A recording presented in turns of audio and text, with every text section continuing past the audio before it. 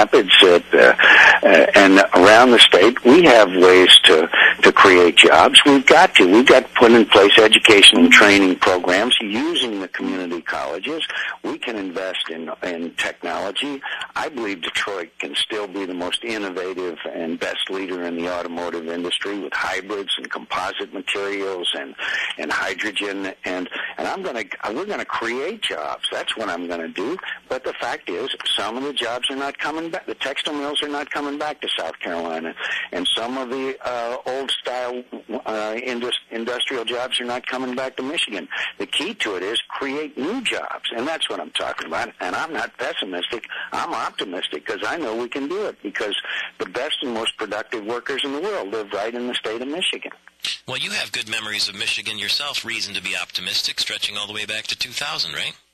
Oh, yeah, but, it's a long time since then. It's going to be Governor Romney, as you know, has unlimited funds, and he has flooded the media, and will continue to do so. I think the retail politics works in Michigan the way it did in New Hampshire and the way it's working in South Carolina. Get out, meet the people, give them the straight message, and I think we'll be fine. But, there's still a lot of undecided voters in Michigan, so we got a lot of work to do between now and next Tuesday. It's true. Just as before we go here, the Huckabee campaign put out a press release in Michigan saying that the former Arkansas governor's commitment to Republican voters is strong in what he called the Wolverine state.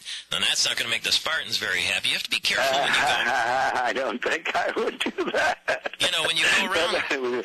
I don't think he ought to go to Ann Arbor or to, I don't know where he ought to go in the state, but the East Lansing, where do you think he ought to go?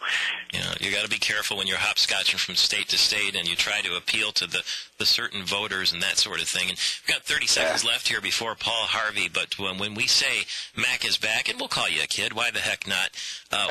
What can you leave with Michigan voters before they go into the booth? We're facing a transcendent challenge of the 21st century in the form of radical Islamic extremism. We're in two wars.